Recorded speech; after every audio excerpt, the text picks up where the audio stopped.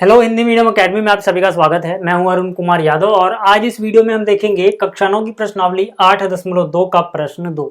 ठीक है, चलिए शुरू करते हैं। इस प्रश्न को पहले समझ लेते हैं कि इसमें क्या बोला गया है, फिर बात करेंगे सॉल्यूशन की। तो देखो यहाँ पे क्या कह रहा है, ABCD एक समचतुर्भुज है और PQR और S क्रमशः भुजाओं ABBCCD और DA के मध्य बिंदु हैं। मतलब यहाँ पर जो आपको चतुर्भुज नजर आ रहा है ABCD, ये एक समचतुर्भुज है। समचतुर्भुज का मतलब इसकी चारों भुजाएं आपस में बराबर होंगी।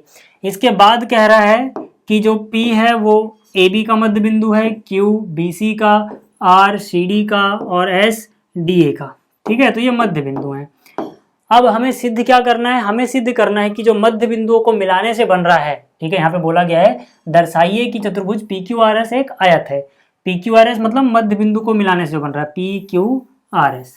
इसको हमें क्या दिखाना है, इसको हमें दिखाना है कि ये एक आयत है। ठीक है, तो कैसे करेंगे देखो।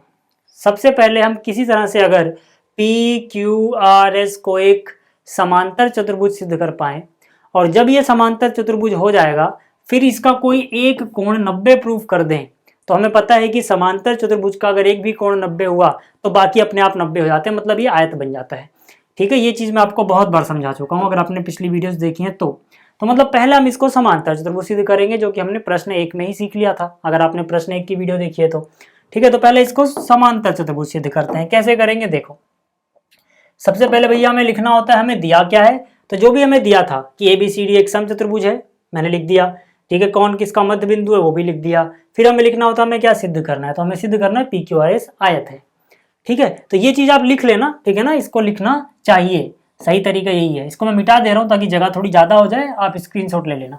ठीक है, सीधा हम बात करते हैं अब उपपत्ति से। ठीक है, यानी प्रमाण से हमारे पास क्या क्या सबूत है।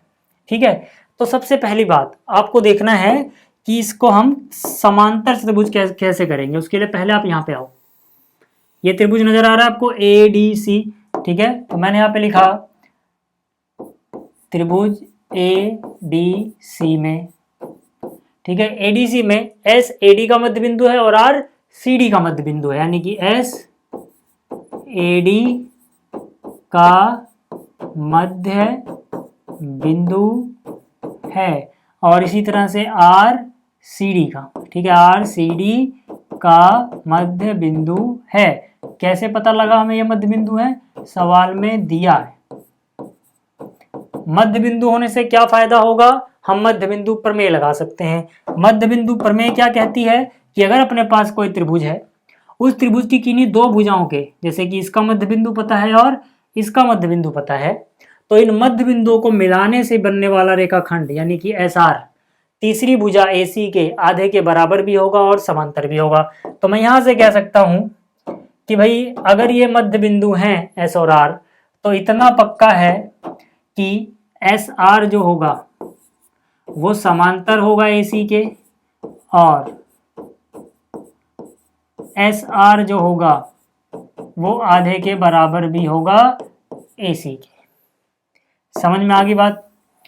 क्यों हुआ ऐसा, यहाँ पे हमें कारण लिखना पड़ेगा, तो हम लिख देंगे ऐसा हुआ मध्य बिंदु प्रमेय से।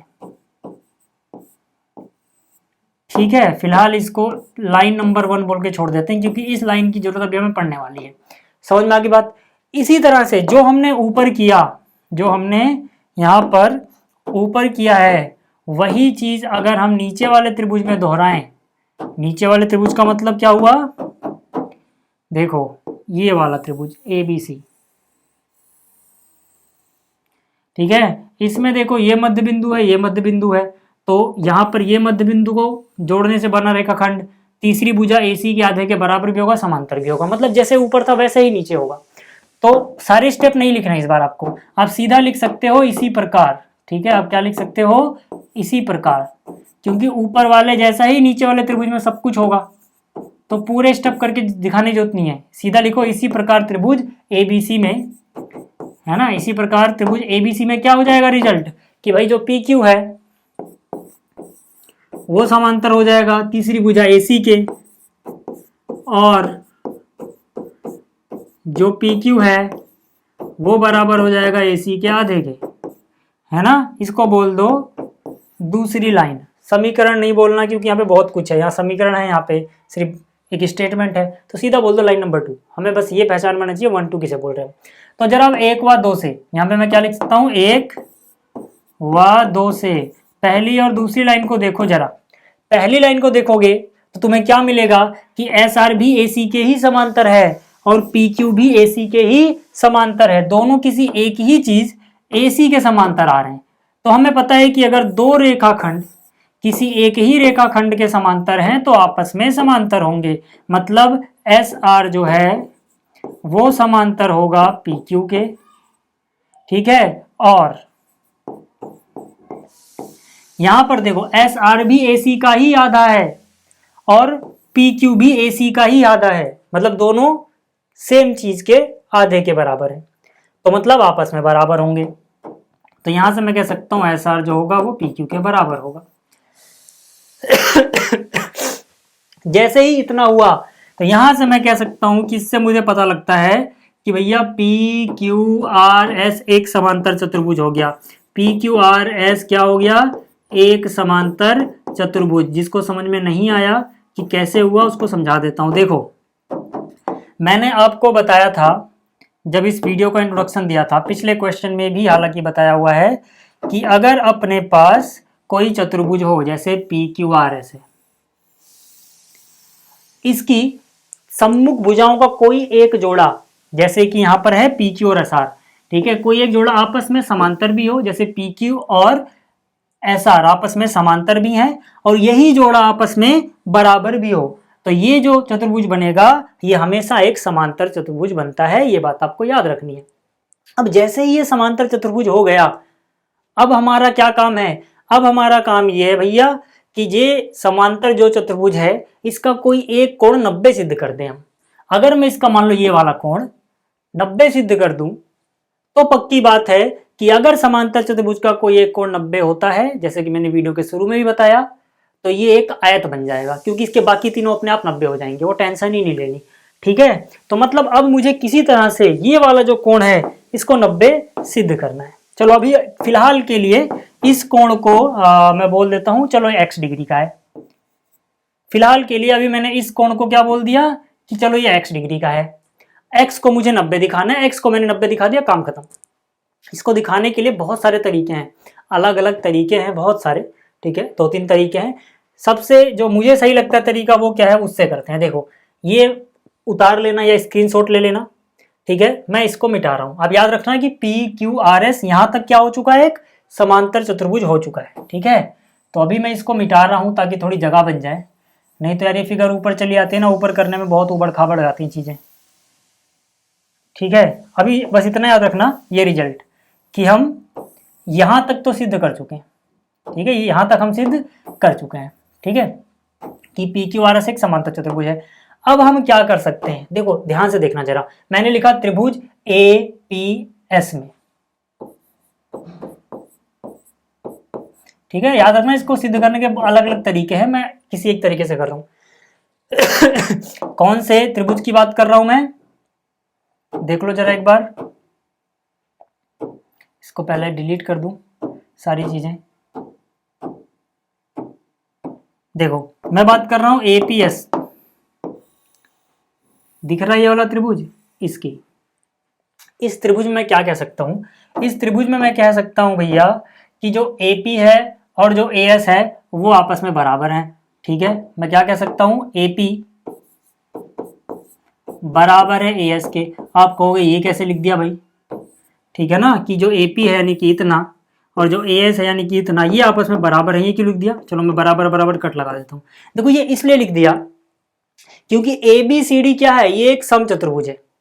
अगर ए बी सी डी एक समचतुर्भुज है तो इसकी चारों भुजाएं बराबर होंगी, मतलब जो ये ए बी है ये ए डी के भी बराबर होगा क्योंकि समचतुर्भुज की भुजाएं बराबर होती हैं। और एपी क्या है असलियत में, एपी इस भुजा का आधा है क्योंकि यह मध्य बिंदु है, तो अगर यह मध्य बिंदु है तो पूरे का आधा हुआ, और ये अगर मध्य बिंदु है तो ये पूरे का आधा हुआ। जब पूरी साइड यानी कि पूरी भुजा के बराबर है तो उनका आधा भी तो बराबर होगा, मतलब अगर ये 20 सेंटीमीटर होगी तो ये भी 20 सेंटीमीटर होगी, और ये 20 का आधा 10 है तो ये भी 20 का आधा 10 ही तो होगा। सीधी सी बात है ना। तो यहाँ पे हम कारण में क्या लिखेंगे, कारण में हम लिखेंगे ये दोनों यानी कि AP और AS बराबर इसलिए है क्योंकि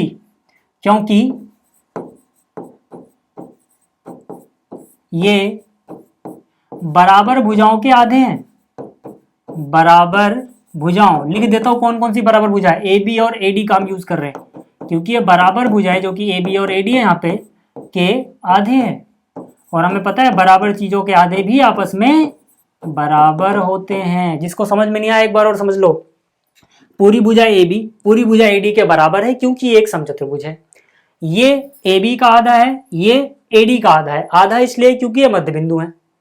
तो अगर ये बराबर भुजाओं के आधे हैं तो आपस में बराबर होंगे। आप कहोगे यहां से बराबर करने से क्या हुआ, बराबर करने से ये फायदा हुआ कि अगर मैं अब इसको, ठीक है, अगर मैं इसको कोण 1 बोलूं, इसको कोण 2 बोलूं, तो कोण 1 और 2 बराबर हो जाएंगे। क्यों? इस त्रिभुज में देखना सिर्फ आपको लाल वाले में बराबर भुजाओं के सम्मुख कोण बराबर होते हैं। तो AP के सम्मुख कौन हुआ, कोण 1, और AS के सम्मुख कौन हुआ, कोण 2, है ना। तो यहां से मैं कह सकता हूं कि भैया AP के सामने कौन हुआ, AP का ये रहा, AP के सामने कोण 1 और AS के सामने कोण 2, है ना। कारण में क्या लिखोगे, यहाँ पे कारण में आपको लिखना है, ठीक है, मैं लिख नहीं रहा, बहुत टाइम वेस्ट होता है, आप लिख लेना कि त्रिभुज की बराबर भुजाओं के सम्मुख कोण बराबर होते हैं। त्रिभुज की बराबर भुजाओं के सम्मुख कोण बराबर होते हैं, ये लिखना है आपको, ठीक है ना। चलो भाई इसको बोल देते हैं, चलो 1 2 3 4 वहां हो गया था, ये 5वां। इसी प्रकार देखो सेम तरीके से आपको अब देखना है त्रिभुज, जैसे यहाँ पे कौन सा त्रिभुज था, APS, अब आपको लिखना है BPQ में, ठीक है। यहां पे अगर मैं इसको बोलूं एंगल 3 और यहां बोलूं एंगल 4, कोण 4, तो यहां पर भी यार ये वाला टुकड़ा इसके बराबर हो जाएगा, सेम उसी तरह से जैसे यहां पे हुआ, तो ये दोनों कोण बराबर आ जाएंगे, है ना। तो सीधा इसी प्रकार लिखो, इसी प्रकार त्रिभुज BPQ में कोण 3 बराबर कोण 4,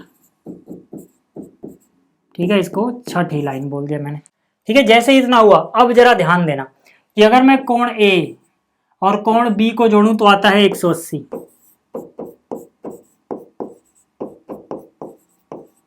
इनको जोड़ के 180 क्यों आया, आप कह सकते हो समचतुर्भुज के आसन्न कोण, समचतुर्भुज के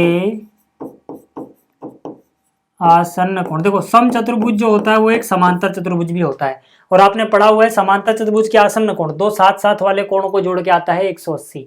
तो A और B को जोड़ के आ गया 180। अब इसके बाद आप क्या लिख सकते हो, इसके बाद आप लिख सकते हो, ठीक है, इतना होने के बाद हम क्या बोलेंगे, 1 जमा 2 जमा A कितना होगा 180, यानी कि कोण 1 जमा कोण 2 जमा कोण A बराबर कितना 180। क्यों? क्योंकि भाई जो ये त्रिभुज है इसके तीनों कोणों का योग 180 होता है, तो हम लिखेंगे त्रिभुज के तीनों कोणों का योग 180 होता है, ये हो गया। इसी तरह से कोण 3, कोण 4 और कोण B, ठीक है, कोण 3, कोण 4 और कोण B, ये भी कितना होगा 180। चलो इन दोनों को जोड़ लो, इन दोनों को जोड़ लो, तो यहाँ से कोण 1 जमा कोण 3 आ गया, कोण 1 जमा कोण 3, यहाँ से कोण 2 जमा 4 आ गया, यानी कि कोण 2 जमा कोण 4, और यहाँ से कोण A जमा कोण B आ गया, ठीक है, इन दोनों को जोड़ा है, बराबर 180 180 कितना 360 आ गया। यहाँ तक तो समझ में आ गया होगा। अब देखो हम क्या चालाकी करेंगे या क्या दिमाग लगाएंगे यहाँ पर। भाई हमारा तो मेन मकसद है इस x को 90 दिखाना, और मुझे पता है कि एक सीधी लाइन है, तो ये सारे जोड़ के यानी कि ये वाला x और ये वाला 180 आएगा, ठीक है।